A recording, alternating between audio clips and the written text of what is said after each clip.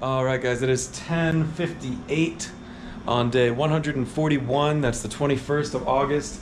Just getting ready to walk out of my room over here at Wagons West in Augusta, Montana.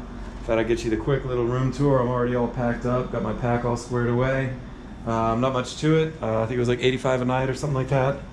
No real Wi-Fi service in the room, but there's decent Wi-Fi down at the office and in the restaurant. So stand-up shower again, toilet, sink is the bathroom. Pretty much the extent of it. I was able to get a night here last night after tenting, my first night in town. And I should probably back up and explain that real quick. This is going to be a lot of chatting in this video, I can already tell. I got a lot to catch you up on. So it was Frank who picked me up from the trailhead on the day 139 2 days ago, which would have been, what, Friday night? And when he picked me up, we had discussed me coming out yesterday morning, and he was like, yeah, okay, I think I mentioned this, but like we were gonna wait for other hikers to reach out to him and see what times made sense. Well, it wasn't until Friday night at like 8 o'clock where I texted Frank to follow up on that, and he was like, oh yeah, I'm not doing any rides tomorrow, meaning yesterday. And the trailhead, to get back to the trailhead from here is about 45 minutes away down a dead-end road, so hitching out didn't really seem super viable. So I basically wound up taking an impromptu zero here yesterday, which was not at all what I wanted to do, but is what it is. And at least I was able to get a room here last night, so that was pretty good. I was pretty comfortable. Nice little spot here for sure. I also met up with Blue Blaze, who I met on a flip-flop hike. He was, I met him just trail north of Gray's Peak, excuse me, in Colorado. So I was hanging out with him in addition to the guy Prune, who was like a section hiker out from Oregon, who I think I mentioned on day 139.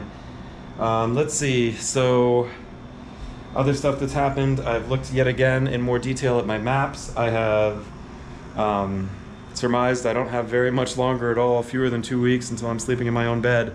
So today I'm going to get back out into the Bob Marshall Wilderness. Of course, after that again is Glacier.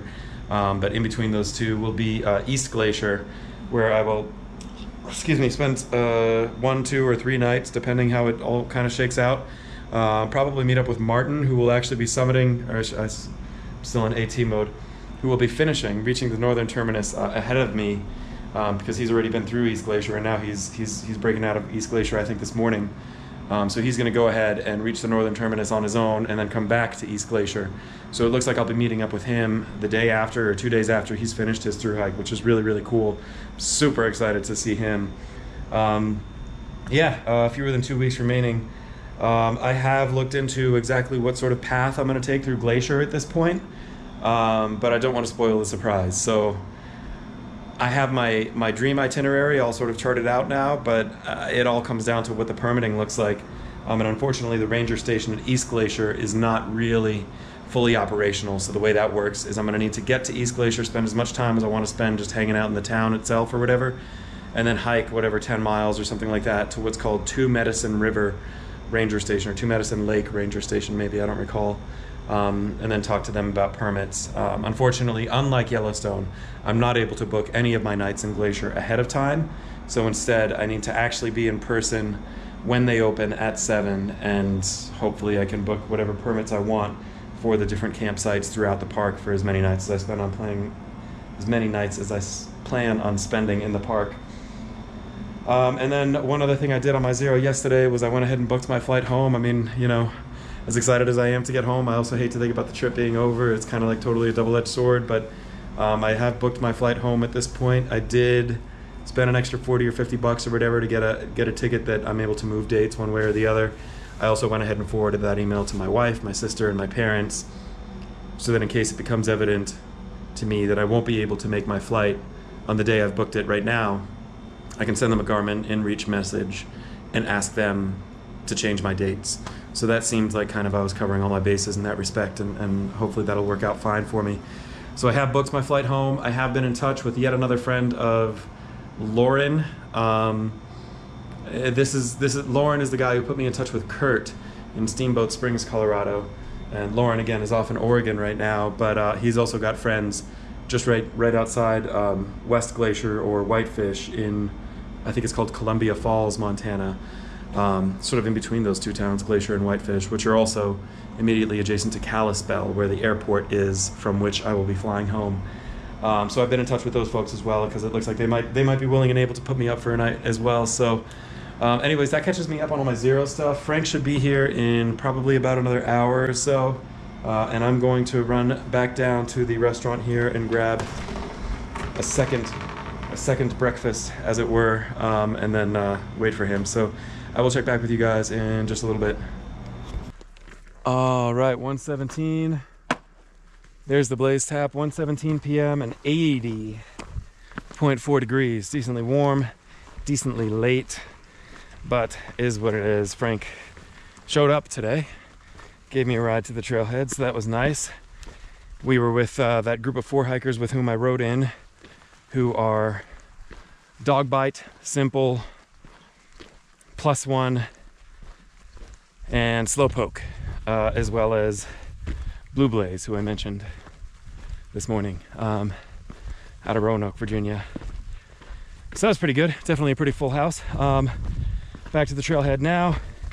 At again, 1:15. And really, I don't know how far I'm gonna go today, but I know I have 4 full days plus just a little bit of food to get to East Glacier. And what I'd really love is if today were day 1 of what will be 4 days to get to East Glacier.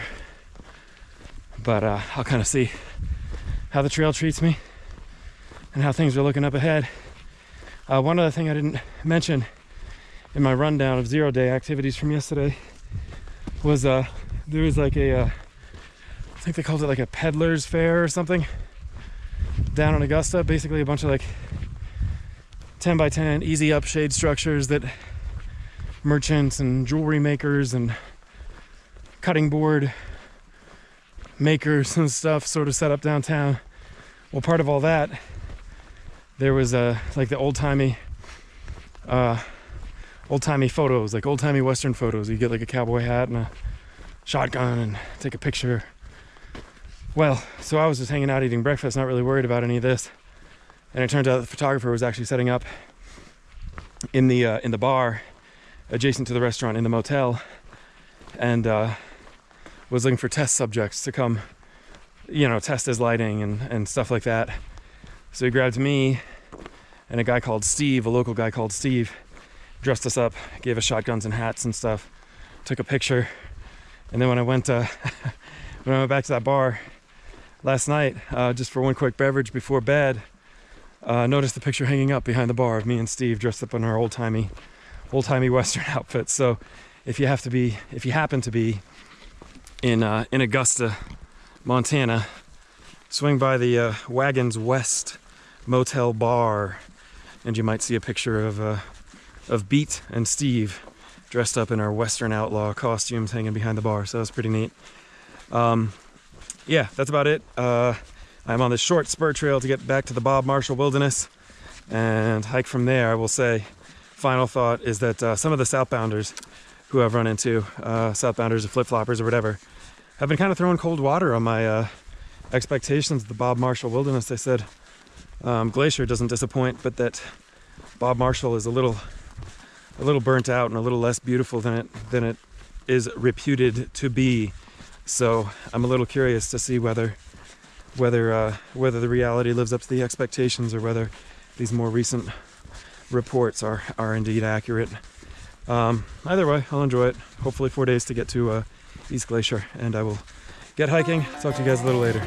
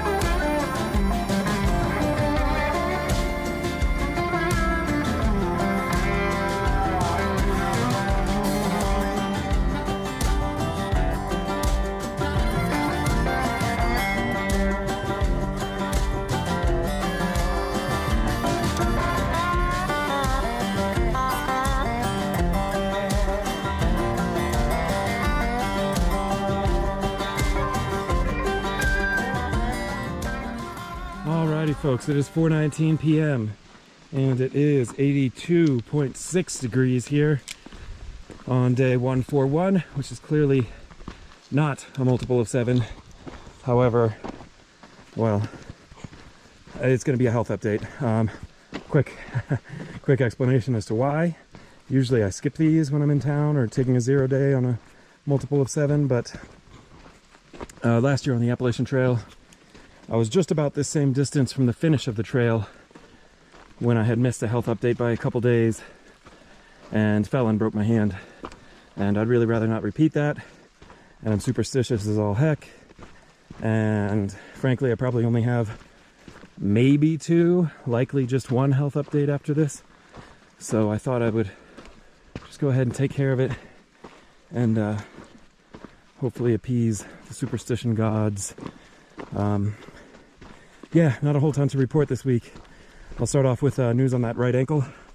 The right ankle, of course, is kind of like the most recurring, consistent issue of this hike. This last jump from Lincoln to Augusta, I decided to tinker around with my regimen.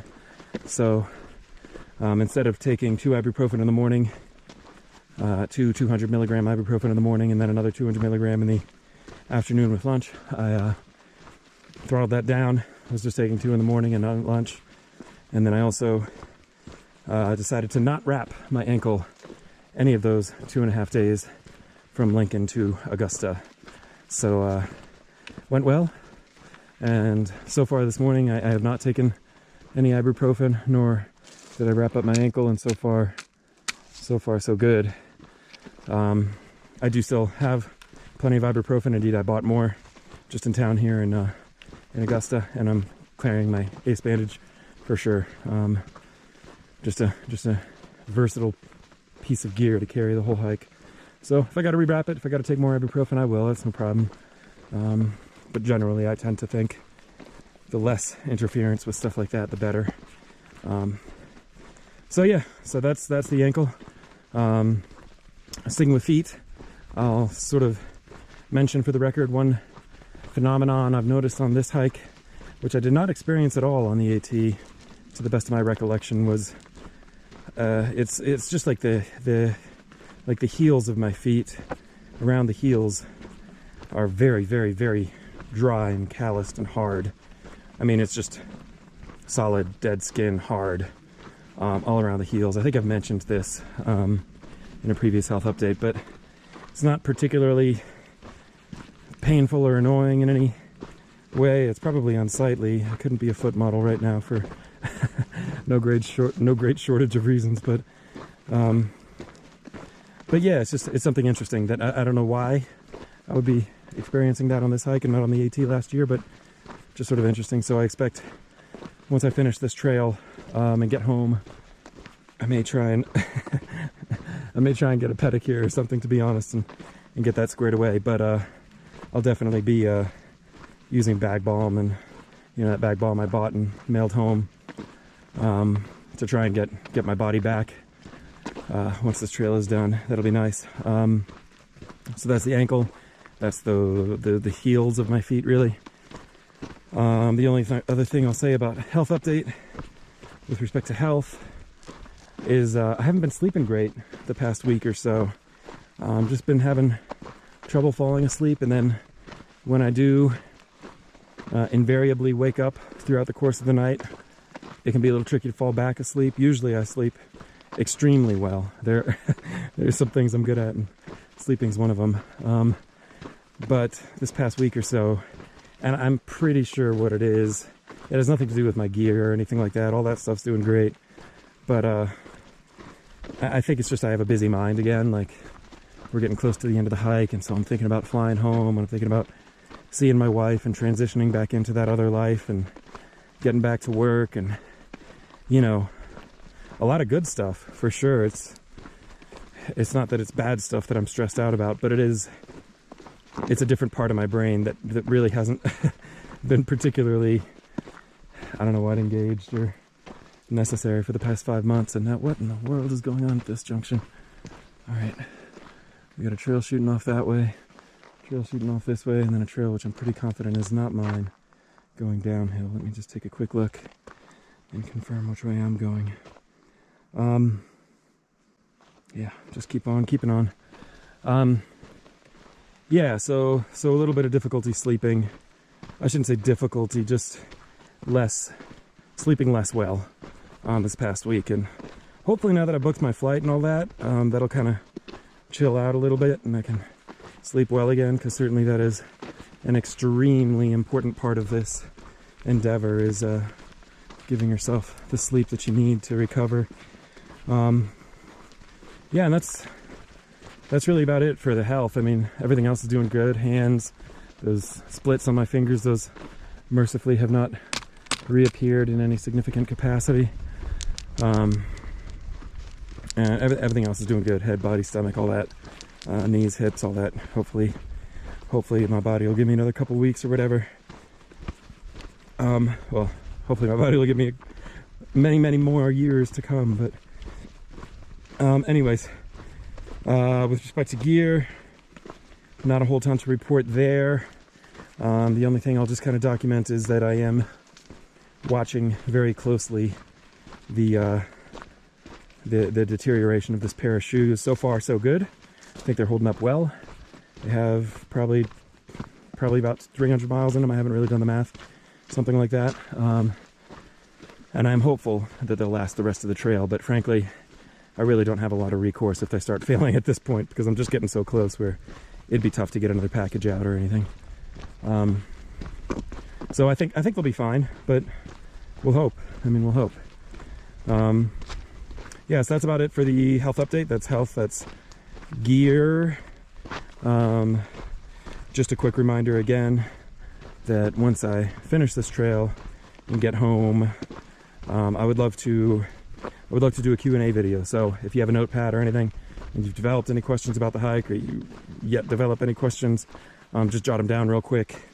And once we get a little closer to the end of the hike, I'll be asking you to drop a comment with those questions, and we'll kind of sort through them, and hopefully, you know, within a few weeks of finishing, we can bang out a Q&A. I think that'd be fun. And a couple of you have asked for that over the past few months, so start keeping notes of your questions, and I'll ask for them a little later.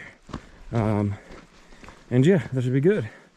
So when I started recording, I was just about 9.5 or so miles into the day. Don't think it's going to be a super long day. You know, I think another 8 miles or so there's a tent site, or maybe 7 miles at this point, maybe 6 miles. I don't really know.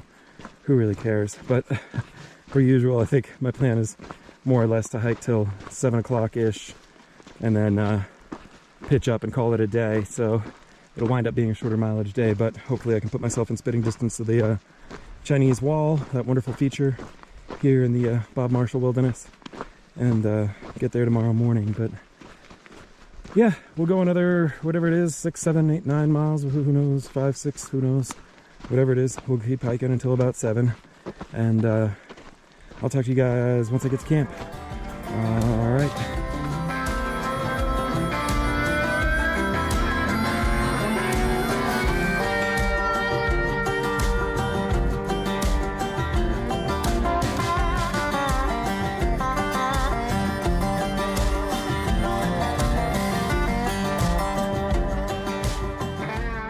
Well, I didn't mention this morning, but it rained last night, and it hasn't rained here for quite a while, several weeks.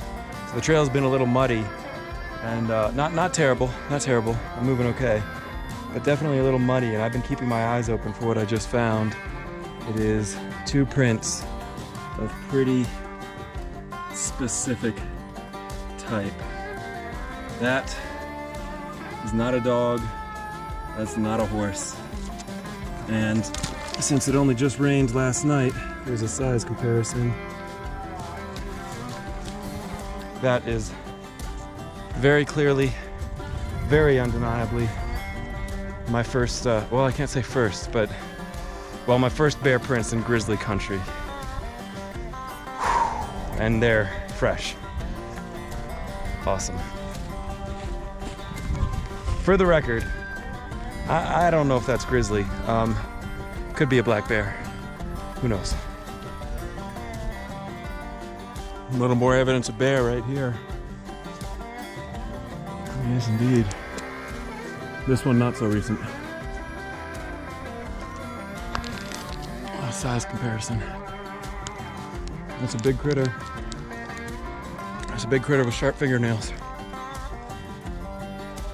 All right, good evening, folks. 7:44 p.m. Not quite sure of the temperature. I didn't get the temperature for you this time. I'm sorry. I'd guess mid-70s or something.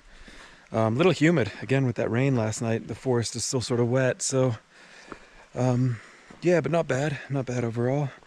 I'm not super thrilled about the pretty low mileage day, but I mean, I wasn't thrilled about the late start really, and that's what precipitated the low mileage day. So, but whatever, 17.5 or 17.6 or whatever it was. Not a bad day. Made it to the campsite I was kind of looking at, so that's good anyways. And then tomorrow, first thing in the morning, hit the Chinese wall. That should be pretty cool. Or I say first thing in the morning, whatever, it's 8 or 9 miles away. And yeah. Today, whatever, pretty cool to be in the Bob. Got some cool views there at the beginning with those mountains, and now it's pretty much just been green tunnel the whole second half of the day. Trying to think if there's much else. Not really. There's another hiker here, flip-flopper called Shutterbug. She's pitched up, and I am. Hey Shutterbug, sorry, I'm just doing a quick little video. I won't put you on there though, I didn't get your permission. Yeah, so over here at this campsite right next to a creek, probably 2 miles away from those bear prints that I saw, 1.5 miles, 2 miles. There's home for the night. Looking good. Should be great. Yeah, I'm gonna try and bunk up, process video, and try and wake up, put in some more miles tomorrow, and I'm excited about this Chinese wall, so that should be cool. Anyways, thanks. See you tomorrow.